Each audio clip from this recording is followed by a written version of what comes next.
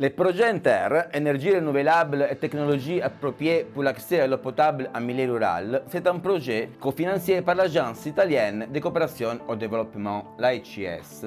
Projet qui a été mis en œuvre au Cameroun par l'ONG ARCS et l'ONG ACREST. Grâce au projet INTER, nous avons construit 12 systèmes d'adduction d'eau qui distribuent de l'eau potable à 47 villages dans le département de la Ménois, du Noun et des Bamboutos, dans la région de l'ouest du Cameroun. La consommation d'eau potable et une bonne hygiène personnelle sont essentielles pour lutter contre la propagation d'épidémies telles que le choléra qui sévit actuellement au Cameroun et provoque des taux de mortalité élevés. Ce point d'eau est d'une vitalité capitale. Les élèves en consomment, toute la communauté Batiam en consomme. Nous en profitons pour nettoyer les salles de classe. Les élèves se nettoient les mains après être soulagés dans les toilettes. Dans le cadre du projet INTER, les systèmes présentent une grande variabilité technique. Et parmi les options techniques adoptées, il y a quelques innovations qui se présentent par rapport aux spécificités locales.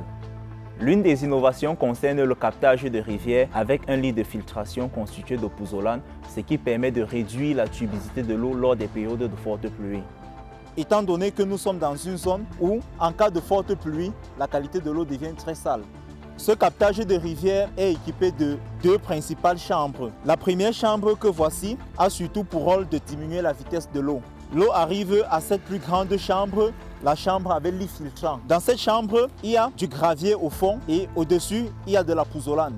Et c'est depuis cette chambre de collecte que l'eau transite dans le tuyau pour descendre plus loin à la station de traitement. L'autre innovation concerne la construction des stations de traitement avec bassin de décantation, pré-filtre et biofiltre.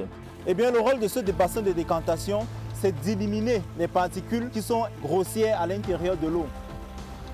Ici, nous sommes à la deuxième structure de la station de traitement. Il s'agit du pré-filtre. Son rôle est de supprimer les particules moyennes que le bassin de décantation n'a pas pu supprimer.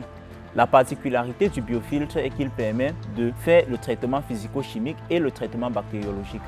Eh bien, une fois que l'eau est traitée à l'intérieur des 2 filtres, cette eau est directement acheminée à l'intérieur de ce réservoir en ferrociment de capacité 50 mètres cubes. Tous les ouvrages en ferrociment ont été construits par l'ADJAP et l'ADEME, tous deux associations constituées par les 44 apprenants formés dans le cadre du projet INTER. Les réservoirs en ferrociment ont un coût très réduit par rapport à ceux en béton.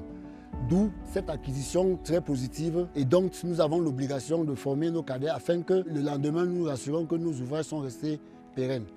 Le ferrociment pour moi, je n'avais jamais entendu parler. Et aujourd'hui, je suis expert en ferrociment. Nous tous, on a été formés par le projet INTER. Nous sommes tellement contents de l'expérience qu'on est venu nous apprendre. Plus aujourd'hui, là, franchement, ça nous donne l'opportunité d'avancer dans la vie. L'un des axes d'intervention du projet INTER était la réhabilitation. Dans ce sens, ce réservoir ScanWater fait partie des ouvrages qui ont été réhabilités. La désinfection de l'eau se fait avec du chlore. Ce chlore est produit grâce à un kit Wata avec de l'eau, du sel de cuisine et de l'énergie. Lorsque on veut produire le chlore, on prend donc cette alimentation qu'on connecte avec le générateur de chlore.